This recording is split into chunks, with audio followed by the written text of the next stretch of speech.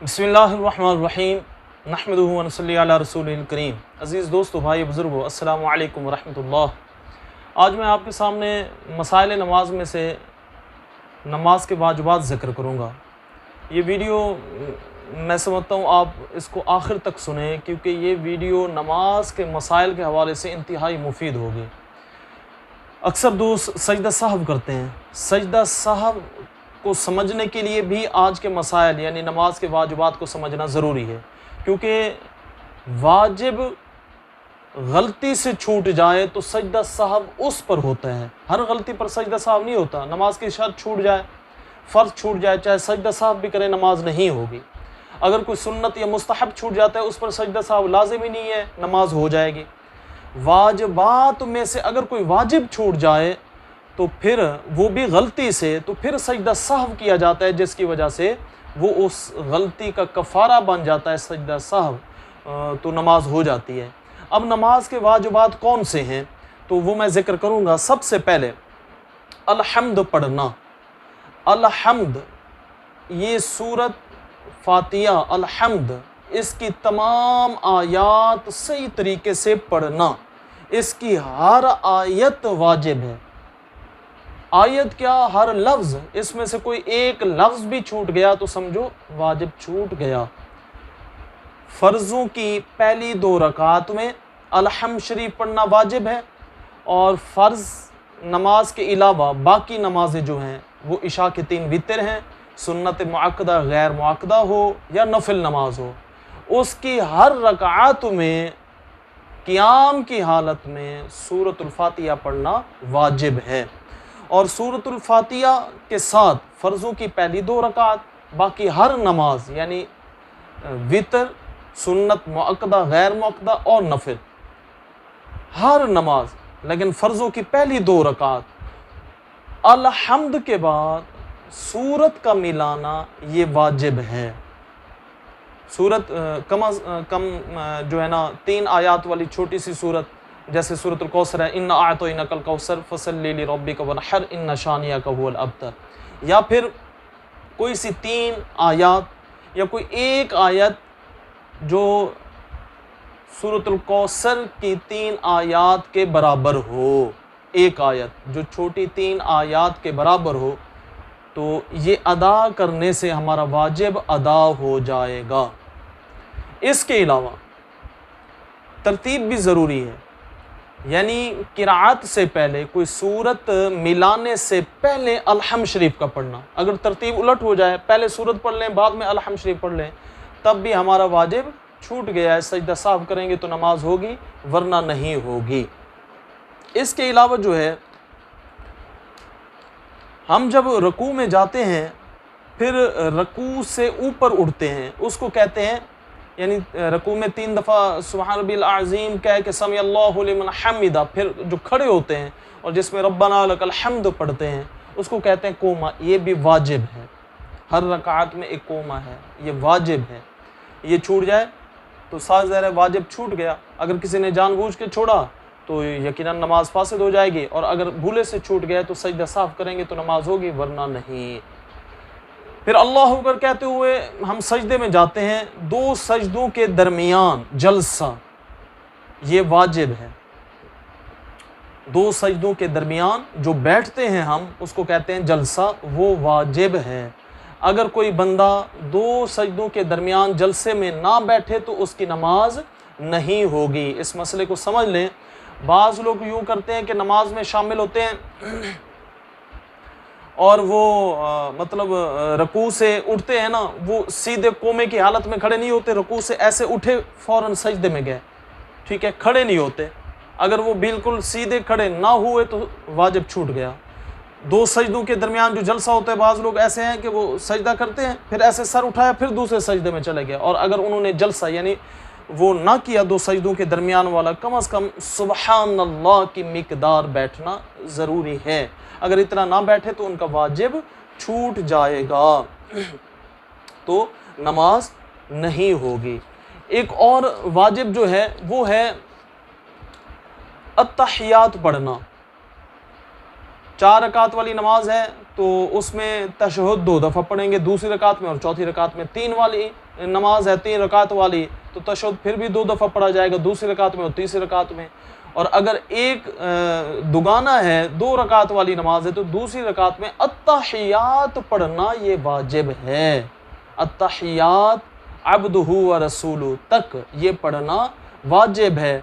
और अगर कोई इसको पढ़ना भूल जाता है तो समझो उसका वाजिब छूट गया है। सजदा साहब करेगा तो नमाज होगी, वरना उसकी नमाज नहीं होगी। इसको समझना ज़रूरी है। एक और वाजिब ये है कि कायदा ऊला, यानी 3 रकात वाली नमाज हो या 4 रकात वाली नमाज हो, तो फिर हम दूसरी रकात में जब अत्तहियात पढ़ने के लिए बैठते हैं, एक तो है अत्तहियात पढ़ना वाजिब, दूसरा है अत्तहियात पढ़ने के लिए बैठना, वो भी वाजिब है। मसलन कोई बंदा जो है दूसरी रकात में बैठना था, वो गलती से तीसरी के लिए खड़ा हो गया तो उसका वाजिब छूट गया है। अब वो सजदा साहब करेगा तो नमाज होगी, वरना उसकी नमाज नहीं होगी। इसी तरह दूसरी रकात में, अच्छा ये फ़र्क यहाँ समझने, एक है दूसरी रकात में बैठना, वो है वाजिब, आखिरी रकात में बैठना फ़र्ज़ है। ये मैंने अपनी पिछली वीडियो जिसमें नमाज के फ़राइज़ थे उसमें ज़िक्र किया है। उसको कहते हैं क़ादा अखीरा, आखिरी रकात में अत्तहियात पढ़ने के लिए बैठना, वो फ़र्ज़ है। और अगर 3 रकात वाली या 4 रकात वाली नमाज है तो दूसरी रकात में अत्तहियात पढ़ने के लिए बैठना ये वाजिब है। अगर गलती से छूट गया तो सजदा सहव करेंगे तो नमाज होगी, वरना नहीं होगी। एक और मसला भी है, अत्तहियात दूसरी रकात में अत्तहियात अब्दुहु व रसूलु तक पढ़ना, फिर फ़ौरन खड़ा होना ये वाजिब है।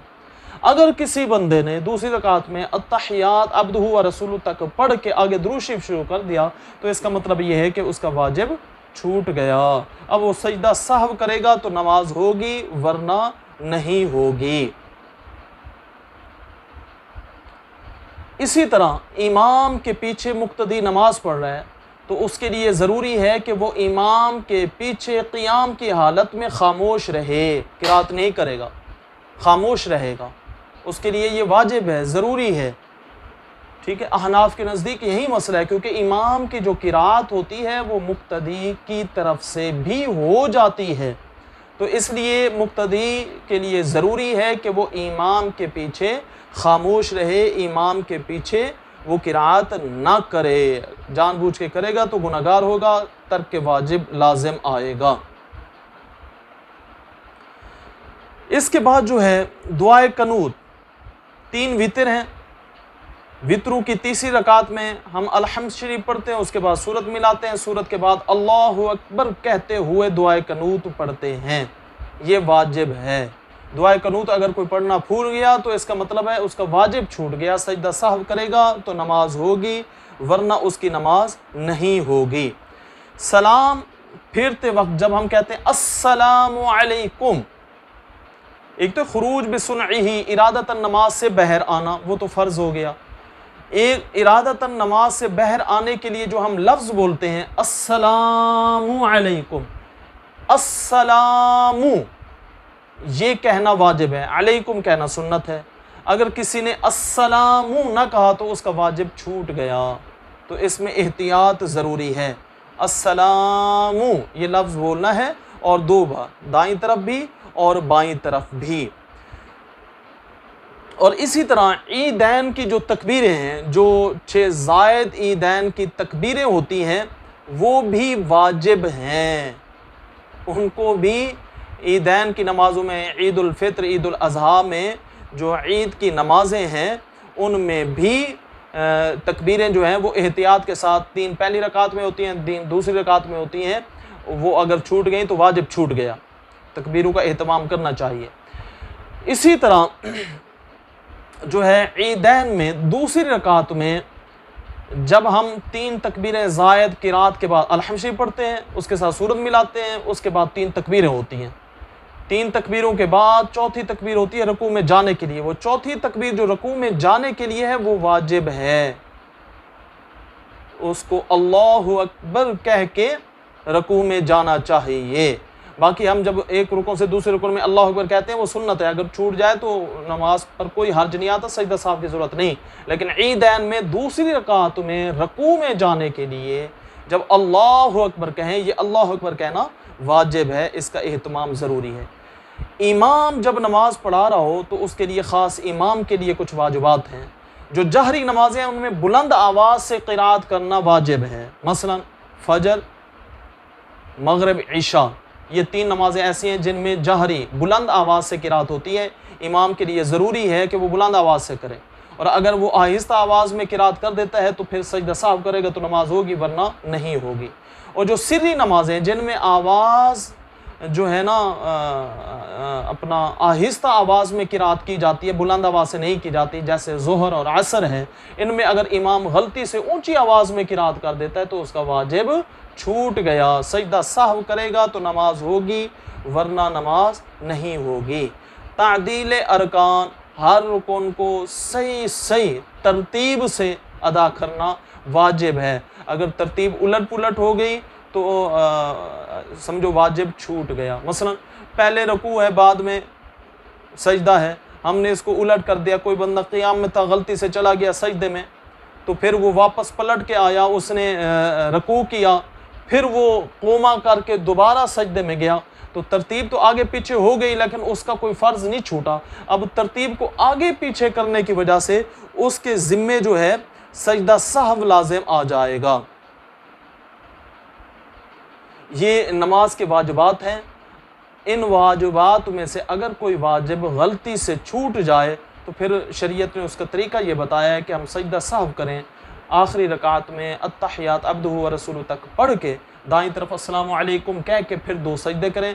फिर सीधे होके जब हम अत्तहियात के लिए बैठेंगे, अत्तहियात शुरू से पढ़ेंगे और एंड तक दुआ तक पढ़ेंगे, फिर दोनों तरफ सलाम जब फेरेंगे, वो हमारी गलती का इज़ाला हो जाएगा, वाजिब छूट जाने का इज़ाला हो जाएगा और हमारी नमाज हो जाएगी। अल्लाह रब्बुल इज़्ज़त मुझे और आपको समझने की तौफीक अता फरमाए।